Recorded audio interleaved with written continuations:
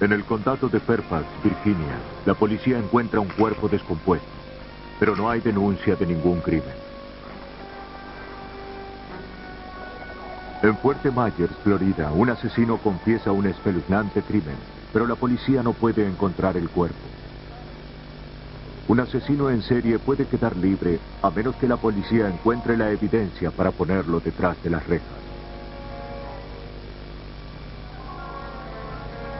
En cada caso, los científicos forenses deben encontrar las pruebas del crimen, los huesos de la víctima asesinada. Utilizan estudios científicos para descubrir cuándo murió la víctima y para poder rastrear al asesino, con la esperanza de probar que no existe el crimen perfecto. Que los muertos sí hablan.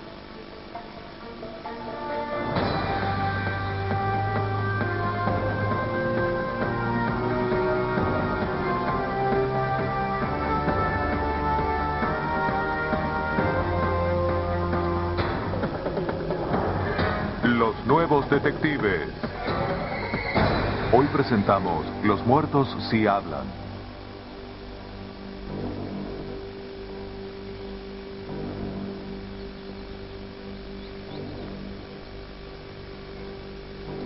Diciembre de 1993.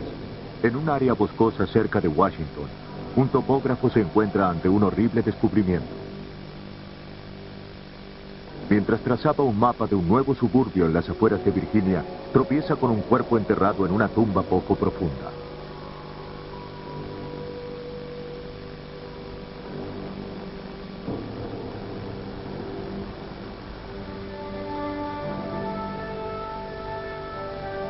Oficiales del Departamento de Policía del Condado de Fairfax llegan al área donde se había encontrado el cuerpo.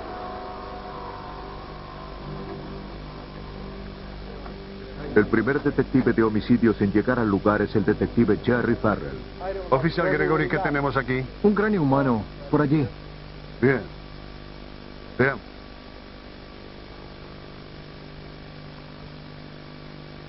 Por aquí, señor.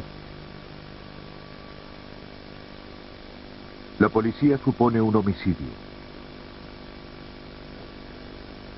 Pero no hay pistas inmediatas que ayuden a identificar a la víctima. Teniente Wilson, ¿puede acercarse, por favor?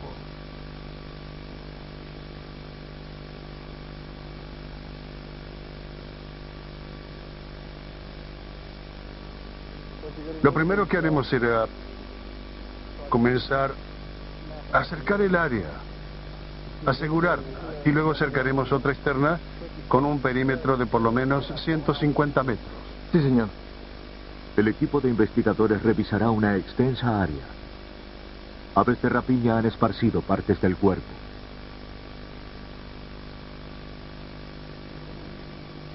La policía documenta meticulosamente la posición del cuerpo con fotografías, gráficos y notas.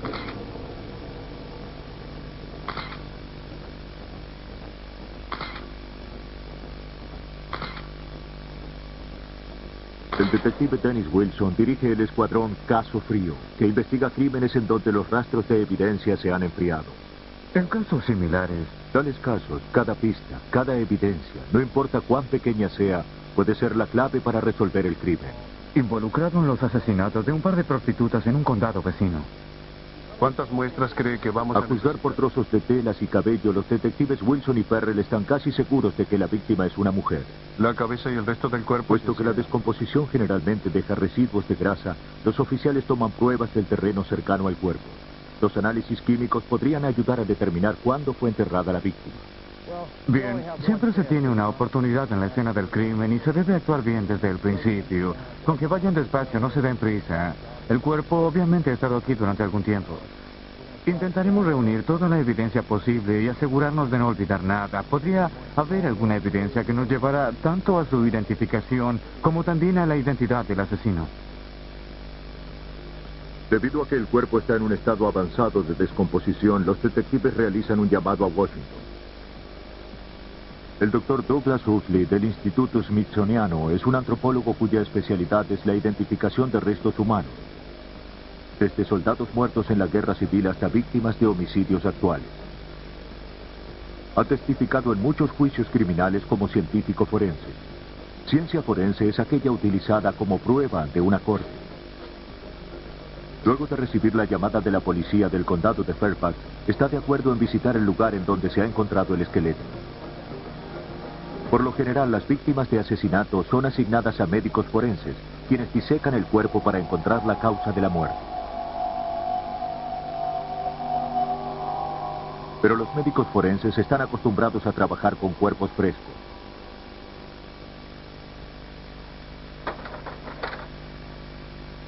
Aquí solo han quedado huesos que relaten lo acontecido, por lo que se requiere de las destrezas especiales de un antropólogo. Quitar el cuerpo del suelo le lleva 3 días de cuidadosa excavación.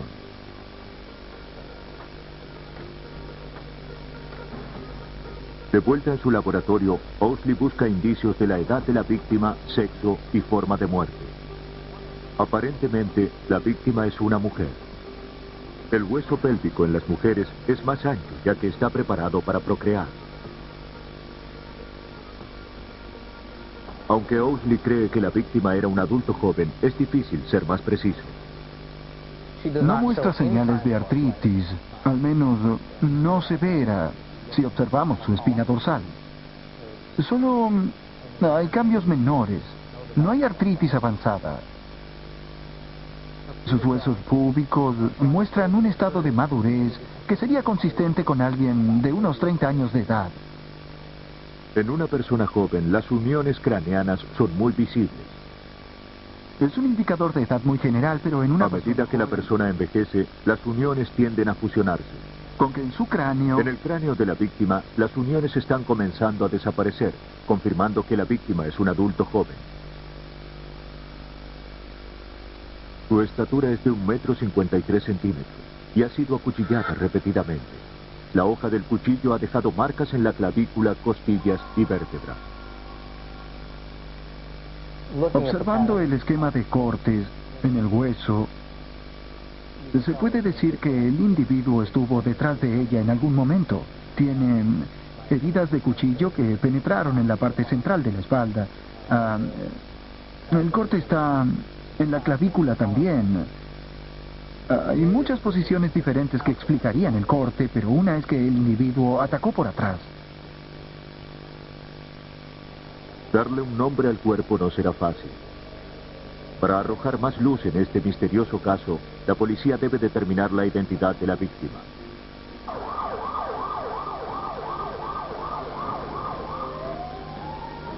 En Fuerte Myers, Florida, la policía tendrá el problema opuesto.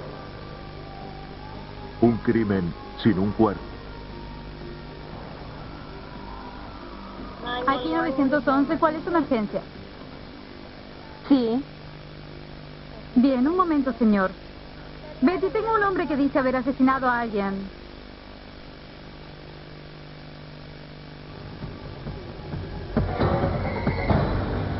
Los nuevos detectives. Los nuevos detectives. En un centro de comunicaciones de la policía en Fuerte Myers, Florida, un 911 llevará al descubrimiento de un horrendo crimen que data de 1989. 911, ¿cuál es su emergencia? Quiero informar sobre un homicidio en la calle Pinney. ¿Un homicidio? ¿Dónde ocurrió? Llamo porque podría confesar por lo que hice. ¿Y usted lo hizo? ¿Sí? Sí. El asesino reporta un homicidio que acaba de cometer. ¿Por qué lo hizo? No lo sé. Dice que pensó en entregarse, pero que todavía no lo decidió. ¿Y quiere entregarse? Bien, señora, lo estoy pensando. ¿De acuerdo, esperar a que lleguemos? El 911 es rastreado hasta una cabina telefónica en un centro comercial. La operadora intenta mantener al asesino en línea mientras el aviso llega a las unidades policiales en el área. Condado Lake 211-165, un posible 5 en el centro comercial Coral Gate, Orange Grove y Pondela. Orange Grove y Pondela. El oficial Paul Rose monitorea el llamado, pero no encuentra a nadie en la cabina telefónica del centro comercial donde se originó la llamada, aunque ha visto a un posible sospechoso a menos de 1 kilómetro del lugar.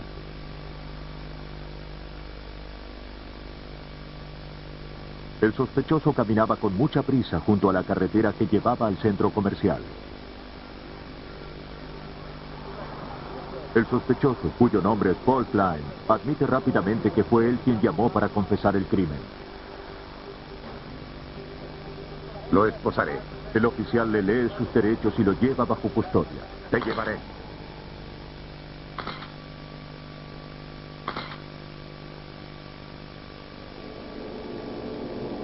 La noche anterior había irrumpido en una casa y estrangulado a una anciana en el sillón donde se encontraba recostada. No hay signos de objetos faltantes. El robo no había sido el motivo. Y Paul Klein dijo que no solo la había... El teniente Jeff Taylor entra a la casa y descubre a la víctima tal como Klein la había descrito. Pero pronto descubriría que esta no había sido la primera víctima de Klein. Klein me dijo que había escuchado voces y que esas voces lo habían enfadado. Y que cada vez que se enfadaba debía matar a alguien. Y su confesión me hizo suponer que tal vez había otras víctimas más. En ese momento le pregunté si había matado antes y dijo sí, 2 veces. Klein había asesinado a otra mujer en un remolque unos meses antes, pero su primera víctima había sido un amigo llamado Danny Webster, asesinado 1 año y medio atrás, en agosto de 1989.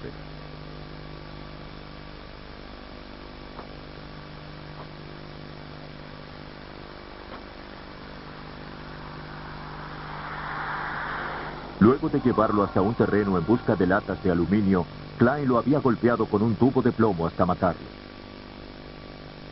La unidad de investigación del crimen explora el área donde se alega haber ocurrido el crimen. Por aquí hay algo. ¿Sí? ¿Qué? Una bota de trabajo. Parece que lleva tiempo aquí.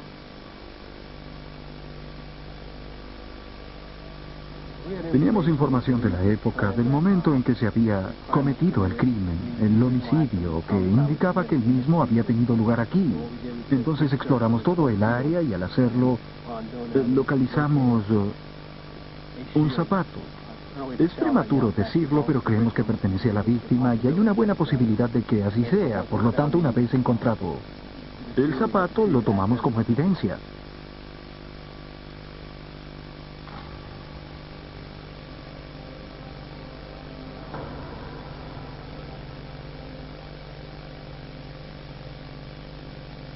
De acuerdo con la confesión de Klein, había regresado a la escena del crimen 3 días después del asesinato.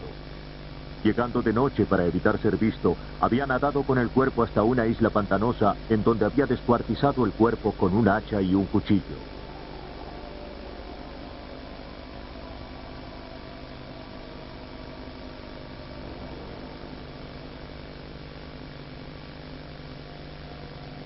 Luego de haberse deshecho del cuerpo de Webster tan minuciosamente y de haber eludido su crimen durante 1 año y medio, Klein ha decidido confesar.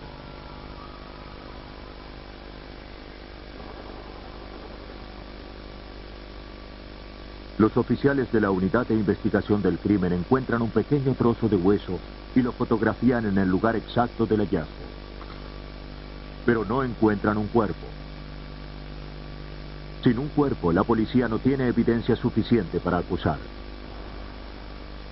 El detective Jack Shell interrogó a Klein bajo total seguridad.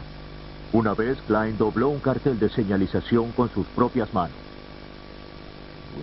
Necesitábamos una identificación positiva del cuerpo. Aunque teníamos a alguien diciéndonos que había matado, todavía debíamos probar a quiénes había matado, cómo habían muerto y cuándo los había asesinado, como mínimo. Faltaba el corpus delicti, el cuerpo del delito.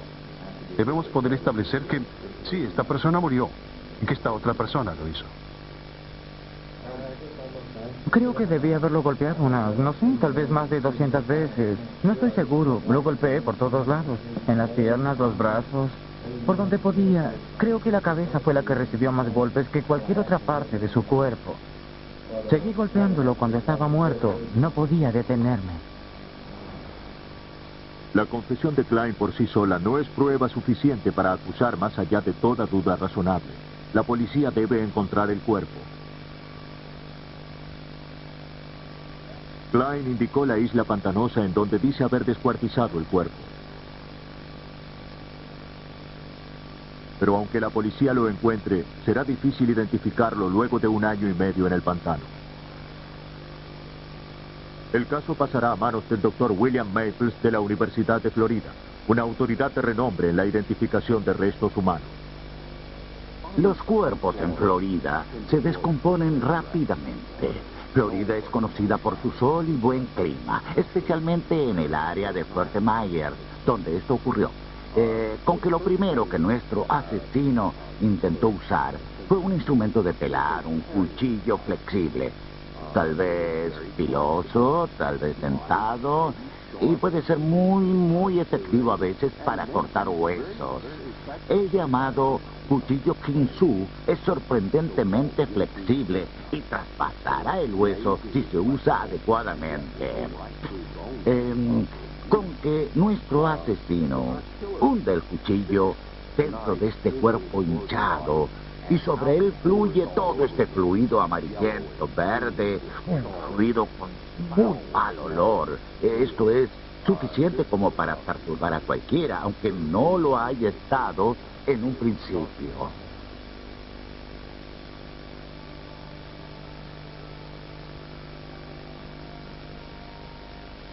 Los oficiales de investigación del crimen llegan a la isla donde Klein dejó el cuerpo desmembrado.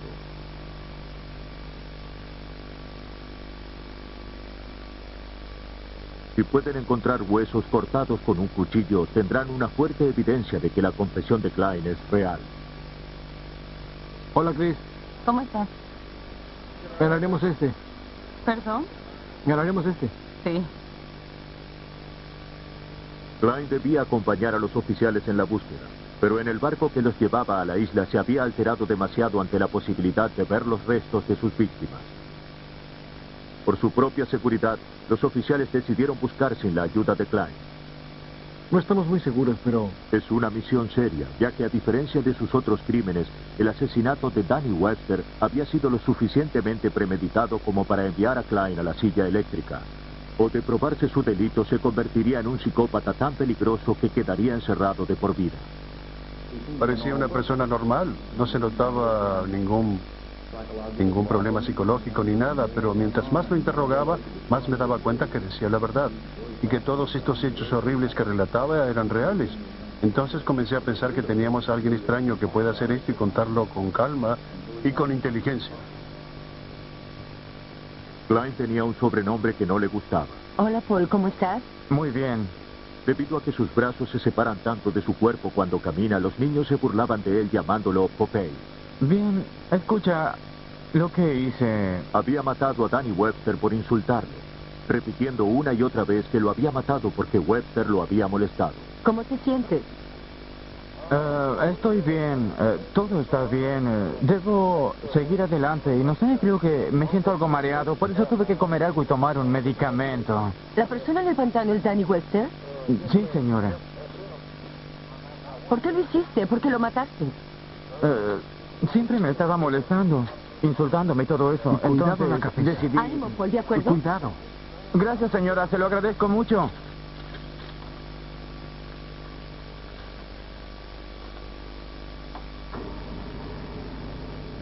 La isla donde Klein dejó el cuerpo está parcialmente sumergida y sujeta a cambios de marea.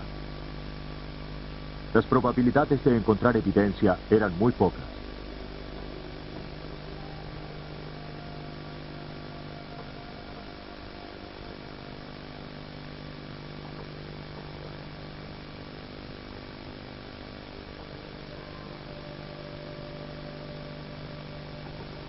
Finalmente se encuentran más huesos.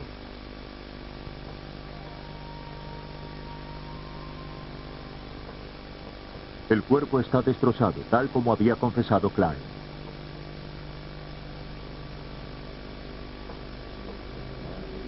Cuando le pregunté cómo descuartizaste el cuerpo, creo que su respuesta fue como lo hago siempre. Corté la pierna izquierda, el brazo izquierdo, la cabeza, el brazo derecho, pierna derecha con movimiento circular y había usado un hacha. Me dijo que estaba en otro estado y que él y su padre habían ido a otra casa en otro estado. Y la había dejado allí antes de regresar. Los trozos de hueso encontrados en el pantano son examinados por el FBI. Y se confirma que los huesos muestran evidencia de cortes con hacha. Se había utilizado un hacha para despedazar el cuerpo. Pero de acuerdo con su horripilante confesión, Klein había reservado un trato especial para la cabeza de la víctima. Bien, sí, le quité la cabeza con un cuchillo y la cabeza creo que estaba hecha a pedazos cuando la arrojé. Había un banco de arena a unos 7 u 8 metros de los arbustos y la mantuve allí durante durante mucho tiempo. Creo que algo así como 3 meses y medio. Me dijo que había mantenido la cabeza para volver a visitarla. La visitaba todas las noches y le hablaba. Y luego de unas 2 semanas se había deteriorado tanto que ya no la quería más, con que se deshizo de ella. Klein solía llevar la cabeza consigo, envuelta en una bolsa de papel, y le hablaba con frecuencia. Pero una vez había visto a un patrullero, se había asustado y la había arrojado en un canal, pero no recordaba dónde. Un equipo de buzos recorre el área donde Klein pudo haberse deshecho del cráneo de Danny Webster.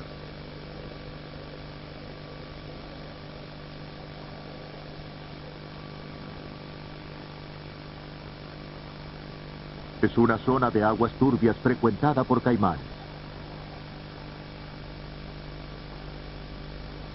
Pero tan solo extrajeron coco. Si no encontraban la cabeza, les resultaría imposible aseverar que los restos pertenecían a Danny Webster.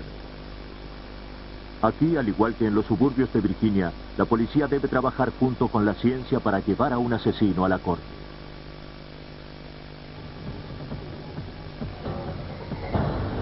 Los nuevos detectives.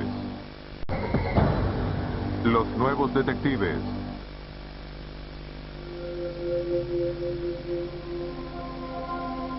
En el Museo de Historia Natural en Washington, los turistas observan las maravillas del mundo natural. No saben que a muy pocos metros de allí un área de almacenaje contiene el trabajo antinatural de un perverso asesino. La policía del condado de Fairfax, Virginia, ha llamado al científico forense Douglas Owsley para ayudarlos a identificar a la víctima de un brutal homicidio. El cuerpo se ha descompuesto. Solo queda un esqueleto. Owsley ha determinado que la víctima era una mujer de entre 27 y 34 años de edad. Murió a causa de las heridas repetidas de un arma blanca. Pero ¿quién es y de dónde provenía? Cuando trabajábamos con casos policíacos y con problemas de identificación humana, con frecuencia cuando llegan los restos al laboratorio o cuando me involucro en el rescate, la identificación es muy rápida. Hay registros dentales o médicos que se pueden comparar y lograr la identificación de la persona en un tiempo muy breve. Pero la policía del condado de Fairfax no ha encontrado lazos inmediatos con una persona perdida. Owsley necesitará toda la evidencia que pueda encontrar para trazar la historia de vida de la víctima y compararla con alguien que haya desaparecido unos 6 años atrás. Los efectos personales encontrados con la víctima son mínimos. Una hebilla para recoger el cabello. Sus pantalones de jeans se habían consumido. La tela sintética de su ropa interior perduraba. Las sandalias livianas indican que el crimen fue cometido en una estación calurosa. Su cabello era castaño claro, según se supo por un análisis de cabello hecho en el lugar. Sabemos que sus uñas estaban pintadas por uñas rescatadas del lugar. Eran de un color rosa brillante, con que hay muchos detalles. En los pendientes encontrados cerca del cuerpo hay un fragmento de tejido humano. El metal del pendiente habría evitado su descomposición bacteriana. Los pendientes se incluyen en diagramas distribuidos mundialmente. Lenta y dolorosamente comienzan a surgir detalles inquietantes de la vida de la víctima. En la columna vertebral hay señales de trauma. Las depresiones entre las vértebras son evidencia de que los discos entre ellas se han herniado. La víctima podría haber realizado un trabajo que exigiera levantar mucho peso. Alguna vez había cuidado sus dientes, pero en los últimos años de vida los había descuidado. Tenía empastes en los dientes frontales para mantener su apariencia, pero le faltaban 5 molares. Las manchas negras en sus dientes son evidencia de que la víctima fumaba. En general, la impresión que se tiene, una impresión basada no solo en la dentición, sino tal vez en algunas de las cosas halladas con ella, sugeriría que era un individuo que no tenía mucho dinero, alguien de recursos financieros bastante limitados.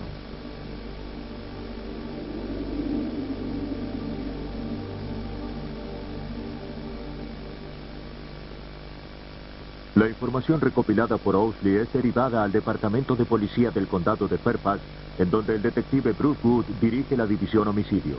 En nuestra jurisdicción, muchos de los homicidios son cometidos por personas que conocen a la víctima. Normalmente, una vez conocida la víctima, la policía hablará con los vecinos y familiares sobre el estilo de vida de la misma, quiénes eran sus amigos y sus enemigos. Una cadena de evidencia llevará con frecuencia a la parte culpable. En este caso no sabemos la identidad, con que ello dificulta el ir realmente más allá, hasta que sepamos quién era.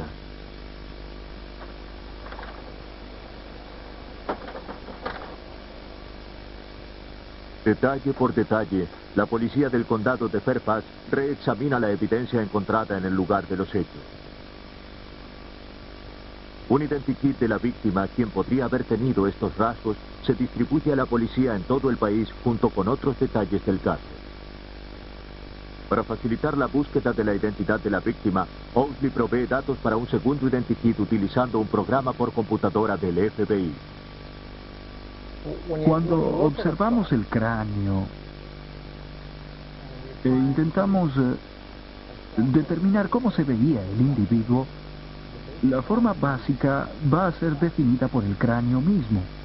En relación a ello, entonces, se tiene en cuenta la vestimenta encontrada, porque la vestimenta ayuda a formar una idea del tamaño y el peso del individuo. Comenzando con una imagen del cráneo, la computadora agrega capas sucesivas de detalles. Las marcas indican el probable grosor del tejido facial. Las mediciones se basan en estudios de población, teniendo en cuenta edad y sexo. El cabello encontrado en la escena del crimen junto con la hebilla sugiere un posible peinado. La víctima tenía una sobremordida, una abertura en sus dientes frontales y un empaste cosmético. Puesto que estos son rasgos visibles en vida, la víctima se muestra sonriendo en la ilustración final. Pero a pesar del trabajo cuidadoso para crear una imagen de la víctima, no hay respuesta cuando la misma se publica nacionalmente. Parte del problema es que la policía no está segura de cuándo ocurrió el asesinato. Cuando se descubren en 1993, los huesos se habían secado. La carne se había descompuesto hacía tiempo. Tendríamos que decir que había pasado por lo menos 1 año y medio de lo ocurrido. Pero en realidad creo que podríamos extendernos un poco más. Y si consideramos el tiempo máximo, una de las cosas encontradas en un bolsillo fue una moneda de 1980, con que observando el esquema de tiempo en términos de extremos, hablaríamos de un tiempo entre 1991 y 1980. El problema para determinar la fecha del asesinato de la víctima, mucho después de haber ocurrido el crimen, podría tener rápida solución. En una granja en Tennessee se realiza un estudio poco común utilizando la carne y huesos de muertos donantes.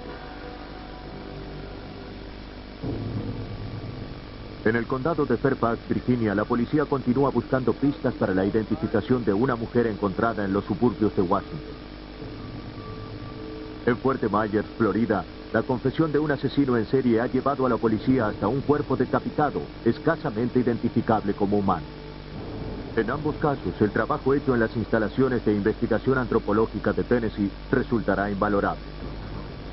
Su director es el Dr. William Bass, un antropólogo forense de la Universidad de Tennessee en Knoxville. Se especializa en esqueletos humanos. Es un individuo que ha estado muerto desde hace 10 días. Fue encontrado en la margen del río. Cuando una persona acaba de morir, los rasgos morfológicos, tales como huellas en dedos y palmas, pueden ayudar con la identificación. Cuando estos rasgos desaparecen y solo quedan los huesos, el caso pasa a manos del antropólogo forense. Las instalaciones de Bass reciben un promedio de un cuerpo por semana para su identificación. Algunas áreas en Tennessee se han convertido en cementerio de víctimas de asesinato. Cada esqueleto tiene su propia caja, porque de lo contrario se puede perder o se puede ensuciar. Los estantes que lo rodean contienen más de 2.000 esqueletos enviados allí por forenses de todo el estado. Con la ayuda de estudiantes graduados, Bass colabora con la policía en la identificación del sexo, raza y otras características identificables de cuerpos sin reclamar. Pero al hacer su trabajo, Bass toma conciencia de que no hay estadísticas confiables en lo que respecta a descomposición humana.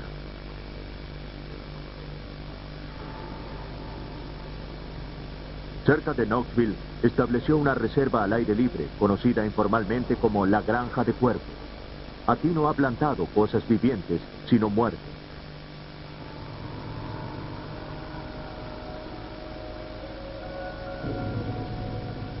Los cuerpos humanos se dejan a la intemperie para que se descompongan.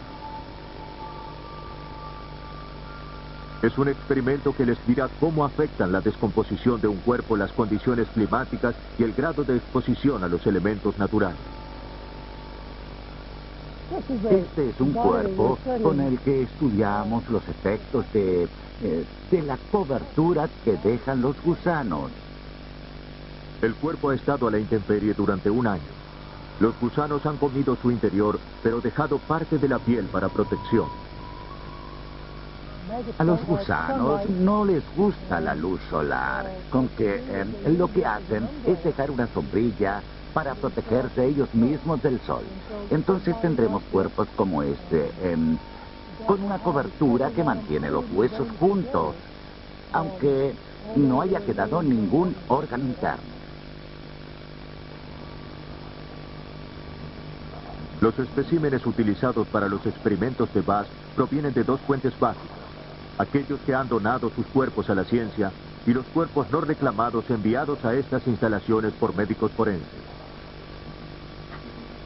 Luego de que los cuerpos hayan estado a la intemperie para su descomposición, son regresados al laboratorio para su análisis. La disección determinará cómo la exposición a los elementos naturales afecta la piel, los huesos y el tejido. Estas estadísticas ayudarán a los departamentos de policía a determinar cuánto tiempo lleva muerta una víctima de homicidio recientemente descubierta. Para mantener alejados a los intrusos con curiosidad morbosa, guardias de seguridad vigilan atentamente la granja de cuerpos. Bien, no está muy descompuesto. Ahora, ambos están en la misma etapa, ¿verdad? En cuanto a este cuerpo, otros son mucho más antiguos.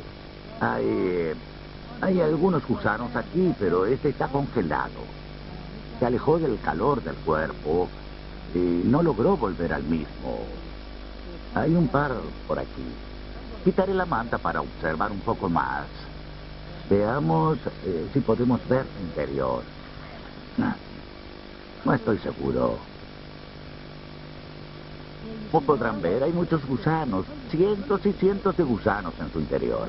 Y no se mueven demasiado, ¿eh?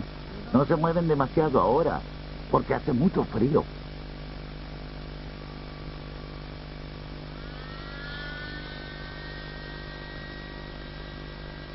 Cada mes, Bass envía muestras de hueso y cabello al FBI para su análisis. Las muestras provienen de un número de especímenes diferentes ubicados en una variedad de lugares dentro de la granja. El FBI estudiará cómo el tiempo, la exposición a los elementos y al medio en que se encuentra un cuerpo puede alterar su ADN. Se puede hacer un análisis de ADN en los gusanos. Este nos dará el ADN de la persona. Si el individuo se ha drogado, los gusanos absorberán esas drogas. Se puede saber del análisis de los gusanos. También los ácidos grasosos volátiles, la sustancia pegajosa que se ve aquí. Esto es lo que se llama ácidos grasosos volátiles que emanan los cuerpos. Ahora pudimos tomar este material y analizarlo y determinar que el tiempo transcurrido desde su muerte es de unos 2 años. En otras partes de las instalaciones, los cuerpos yacen en ataúdes sobre la tierra. Los tubos de drenaje permiten estudiar los fluidos y quitar muestras de aire sin abrir la tapa del mismo. Esto es... Muy cerca, los cuerpos se entierran en ataúdes a 2 metros bajo tierra con una alcantarilla que permite el acceso. Aquí Bass y sus colegas estudian cómo un entierro subterráneo afecta el porcentaje de descomposición. Dado que se sabe de asesinos que descuartizan a sus víctimas y las esparcen por todos lados, se reserva otra área para partes de cuerpos. No siempre es una ciencia exacta, pero el trabajo del Dr. Bass es el primero de este tipo y ayudará a la policía con víctimas de homicidio encontradas mucho después del crimen.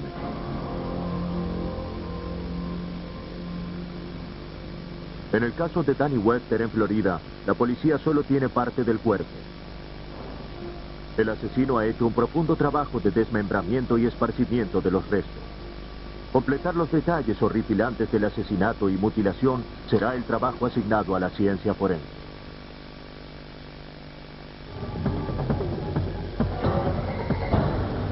Los nuevos detectives. El mundo moderno es una maravilla. Los nuevos detectives. Sala de interrogatorios. En la oficina del alguacil del condado Lee, en Fuerte Myers, Florida, Paul Klein ha confesado haber matado a Danny Webster. Pero el asesino ha cortado el cuerpo y se ha deshecho de su cabeza. Los pocos huesos encontrados en la isla pantanosa tienen 1 año y medio de antigüedad. Podría resultar imposible probar que los mismos son los huesos de Danny Webster. Entramos y salimos con rapidez para... Klein había hecho todo lo posible por ocultar su crimen. Antes de decapitar el cuerpo, había quitado los dientes, sabiendo que con frecuencia se los utiliza para identificar a la víctima. Explicó que en vez de cavar una tumba con un hoyo normal, había excavado un hoyo redondo como para echar basura o algo así. Arrojó a la víctima en él, nalgas primero, y la deslizó hacia abajo por los hombros. Cuando vio que no tocaba el fondo, saltó sobre el cuerpo para enterrarlo por completo hasta el fondo y dejarlo bien escondido. Y luego echó maleza y tierra sobre él y descansó sobre su vientre diciendo, volví al agua serpenteando como un gran caimán y regresé a casa. ¿Es Klein un psicópata o un hombre que ha tramado y planeado el crimen perfecto? Sí, de acuerdo, el crimen perfecto. Pensemos qué ocurrió con Jimmy Hoffa. ¿Hasta dónde llegamos con Jimmy Hoffa? Ni sabemos dónde está. ¿Cómo podemos resolver el crimen si no sabemos dónde está? Como verán, alguien ya pensó en esto y dice, bien, si dejas el cuerpo hay posibilidad de que te atrapen.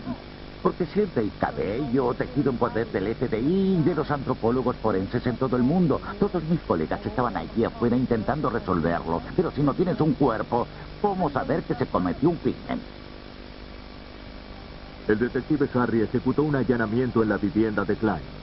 Muy pronto descubrieron que Klein podría haber estudiado técnicas del crimen de los libros. Encontramos probablemente todas las historias de asesinos que se hayan escrito, como El hijo de Sam, El estrangulador de la colina, era libro tras libro tras libro.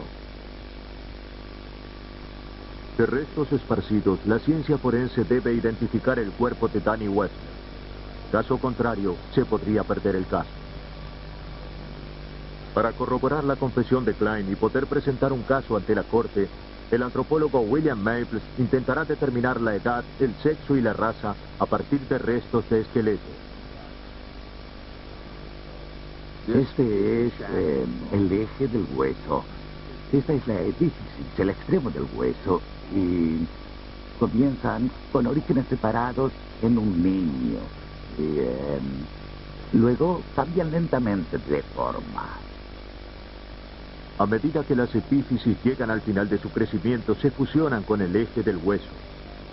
En los huesos, en este caso, la fusión no está completa aún.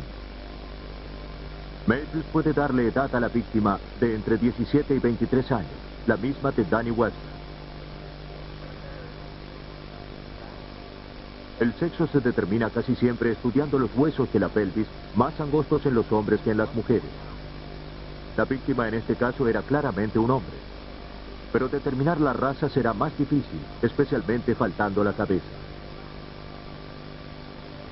El Dr. Maples utiliza el fémur o hueso del muslo para distinguir a un caucásico de un negro. En un caucásico, la curvatura del fémur permite el paso de sus nudillos por debajo de la misma. En el caso de individuo negro, el eje tiende a ser mucho más chato y derecho, y no hay curvatura anterior. El ángulo de la curvatura en el fémur claramente me indicaba que estábamos trabajando con un hombre blanco. Finalmente, Maples examina los huesos en busca de evidencia de las marcas que deja un cuchillo cuando se descuartiza un cuerpo. Los asesinos en general no usan cuchillos, aunque no tengamos mucha evidencia de ello.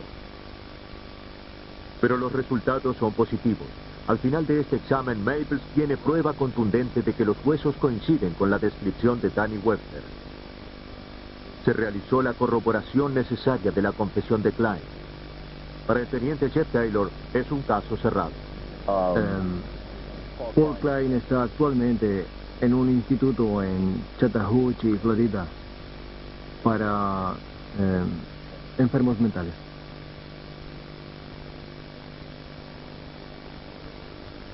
Pero en el condado de Fairfax, Virginia, la policía tiene un problema mayor. Una víctima de asesinato continúa sin ser identificada. Aún no se ha descubierto al asesino, quien podría seguir libre para volver a matar.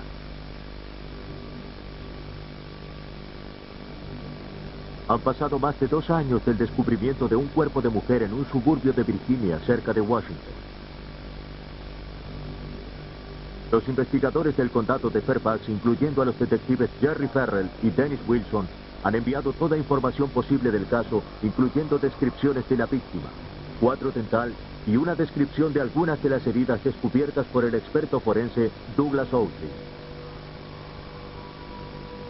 Se sabe de personas que confiesan crímenes que no cometieron luego de conocer los detalles por fuentes públicas. Ocultando cierta información, la policía puede estar segura de cuándo una confesión es falsa o genuina. Bien, aquí vemos el corte. Lejos de tener una confesión, la policía en el condado de Fairfax, luego de buscar en los registros de personas perdidas durante 2 años, aún no saben quién es la víctima. Un diagrama de... Todavía seguimos pensando mucho en ella y esperamos que a través de las reproducciones faciales hechas que pueda reconocerla, pueda contactarse con la policía y ofrecer nuevos detalles porque es alguien a quien necesitamos identificar y necesitamos hacerlo para evitar que esto vuelva a ocurrir y descubrir quién lo hizo. Publicamos cientos de avisos, cientos de anuncios. Probablemente volvamos a revisar el caso 2 o 3 veces al año. Intentamos llegar a los canales de televisión, medios de comunicación. Intentamos llegar a los periódicos interesados en publicar el identikit. No solo tenemos descripciones físicas, sino también de las prendas. No quedará archivado sin hacer nada por resolverlo. Con una población en constante crecimiento y con personas que se desplazan de un lado a otro, pueden quedar muchos crímenes sin resolver. Víctimas como la encontrada en el condado de Fairfax, con amigos y familiares que no saben de su muerte, pueden seguir en el anonimato. Un asesino libre para volver a matar.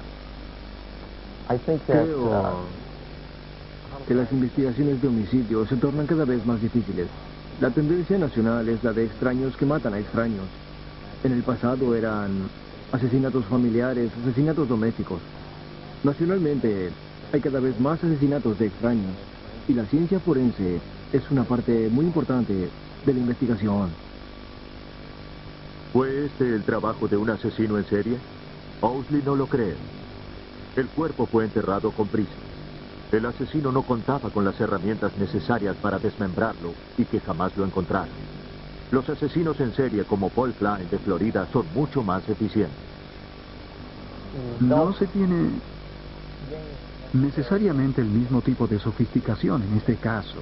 Ciertamente tuvo un final trágico, pero en cuanto a ocultar lo que hizo, estaba mucho menos preparado. Por otro lado, fue capaz de tomar la vida de alguien y fue capaz de escapar a la justicia durante todos estos años, y hay alguna pieza que no logramos ubicar hasta la fecha para poder seguir su rastro. A pesar de los obstáculos para resolver el caso, los detectives en el condado de Fairfax no se han rendido. Alguien tarde o temprano hablará sobre eso, y esa es una de las premisas del Escuadrón Caso Frío. Las relaciones cambian Y sí, la tecnología también cambia. Es mucho más avanzada. soy optimista de que este caso se resolverá. Seguiremos trabajando, puliéndolo hasta que finalmente podamos descifrarlo. Sí, también creo que lo lograremos. A veces las cosas llevan un poco más de tiempo, es todo. William Maples personalmente cree que muy pocos asesinos pasan inadvertidos. No, claro que no. No juegan con nuestras reglas. Ellos se arriesgarán, harán cosas que nosotros no haremos. Simplemente no tenemos las mismas reglas. Y eso nos ayuda porque significa que cometerán muchos errores. Y arriesgándose, terminarán invariablemente atrapados. La emoción es importante en ellos, y la emoción significa que se arriesgarán. A Dios le encanta. Mientras más se arriesguen, más posibilidades de atraparse.